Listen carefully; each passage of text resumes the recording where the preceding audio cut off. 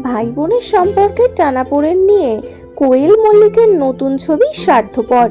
ভাইফোঁটা উপলক্ষে সদ্য মুক্তিপ্রাপ্ত এই সিনেমাকে ইতিমধ্যেই সিনে সমালোচক থেকে দর্শক মহল প্রশংসায় ভরিয়েছে।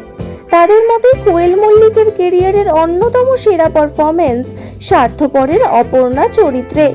এমন আবহে শহর কলকাতায় অনুষ্ঠিত হলো স্বার্থপর ছবির প্রিমিয়ার। উপস্থিত ছিলেন টলিপাড়ার তাবর তাবর তারকারা। সেই তালিকায় রয়েছেন রাজ চক্রবর্তীও। সেখানে স্বার্থপর দেখে আবেগপ্রবণ হয়ে কলম ধরলেন পরিচালক। প্রেক্ষাগৃহ থেকে বেরোনোর পরও সিনেমার রেশ কাটাতে পারেননি রাজ চক্রবর্তী। অতঃপর গোটা টিমকে বাহবা দিয়ে কোয়েল মল্লিককে প্রশংসায় ভরাতেও ভুললেন না পরিচালক প্রযোজক। সোশ্যাল মিডিয়ায় রাজ লিখেছেন, স্বার্থপর দেখে বেরোলাম, চোখ ভিজে আছে এখনো।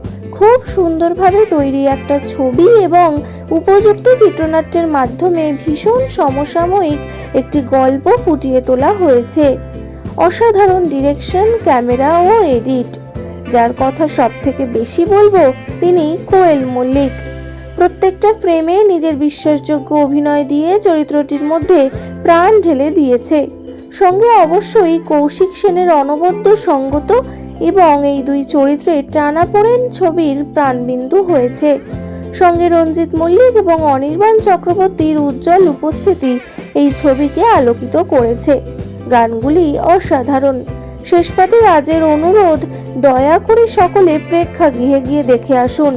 প্রসঙ্গত 24 সালের ডিসেম্বর মাসে বড় পর্দায় সন্তানের সঙ্গে মা বাবার আইনি লড়াই দেখিয়ে চোখ ভিজিয়েছিলেন পরিচালক রাজ নিজেই।